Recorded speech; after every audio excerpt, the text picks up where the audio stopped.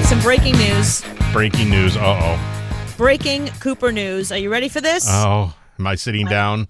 Yeah, make sure you're sitting down. I've got breaking Cooper news. Okay. This is breaking news. My mother called. Really? Yeah, my mother called. So, in case you have not been following the saga, my mother and I had stopped talking because we have different political views. And it's so weird because I did not grow up in a political environment. There was never lively political discussion or table. As far as I knew, my parents didn't even know who the president was. Like, they never cared. Suddenly, my mother really cares. And she and I have opposing political views. So I've been mostly avoiding it. Like once in a while, something will come up and she'll say something, and my boyfriend and I will I'll ignore it. He'll have to comment, and then they get into it for a second, and then it's over. It's never been big. Mm-hmm. She and I really got into it, not once, but twice. And she finally said, I can't talk to you. We have nothing in common anymore. Don't ever call me again. And she hung up on me.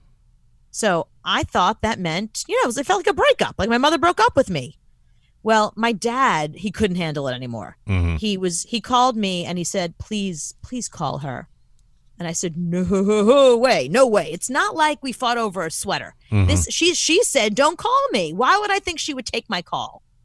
So I guess he spoke to her and she decided finally she was going to call me. So my phone rang yesterday and there she was. And it's funny, I didn't know how I was going to react. I didn't know if I was going to even take her call, if I was ready to talk to her.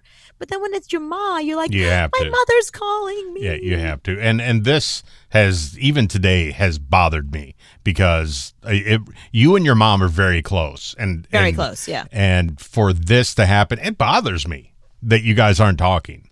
It weighs heavily on me. I don't know why. Oh, but thank you. It just does because you talked to your mom about everything, and it really affected you last week that she said that.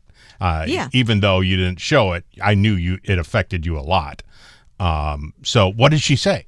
Well, first she started up by saying that she was sorry. She was sorry that she hung up. She was sorry that she said, don't ever talk to me again. She said, you and I we don't really fight. And when we did, we had like little tiffs. We have never fought like this before. And she said, I had no idea what it was like going up against you. She said, you were relentless. Mm-hmm. I couldn't get a word in edgewise. It was getting really frustrating.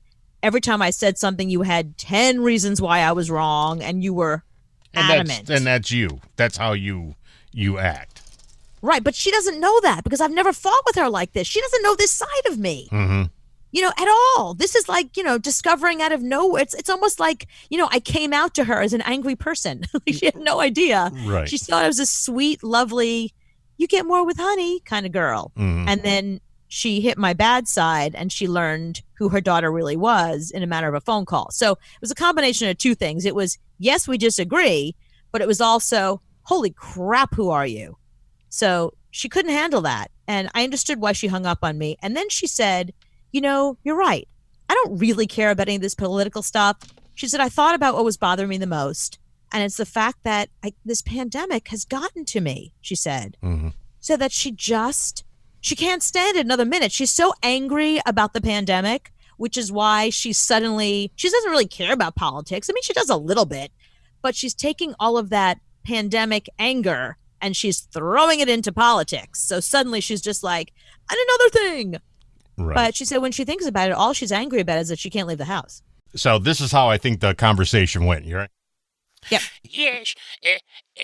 What are you doing? Why do you suddenly sound like an old lady? It's just the way I sound. Hello?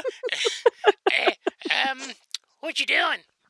Are you eating frogs? Why do you sound like that suddenly? Is dad choking you? Are you okay? Did she say sorry at all? Ish. I'm sorry. Like that? No, not really. No. She said, I apologize for hanging up on you. I'm sorry for hanging up on you. Be careful. She did not say the word sorry. She said, I apologize. I didn't mean to hang up on you. I apologize. Why won't I say I'm sorry? Because you're my mother. Oh. Was she upset that you haven't called her at all Did Yeah, she asked me. She's like, "How come you didn't call me?" I said, told you to call her. I said to her, "You told me not to should call have you. listened, Why? Anthony? I don't know why you didn't listen. Why would I think you would take my phone call? 'Cause I'm your mother. But if you're my mother, why didn't you call me? What took you so long?" Here, I lost your number. Okay, well, that's that's very reasonable. Yeah, she lost your number. That was the excuse. Yeah, I think I think what happens. I think she blocked me, and then she had to ask my dad for my number. Blocked me, unfriended me. Cooper's number.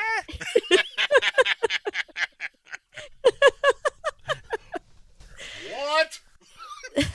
Cooper's number. Who? Cooper. Who?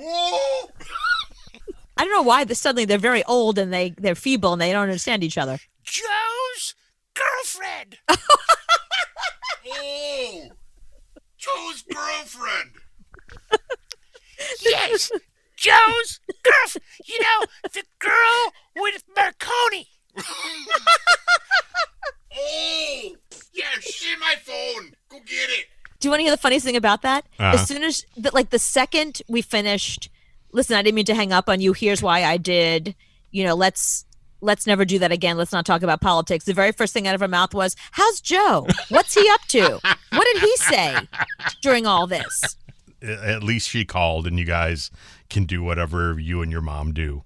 Yeah, no, we're back. We're back. And it's, I wasn't angry. The minute she called, it was like, okay, let's just move on. I was happy to just move on.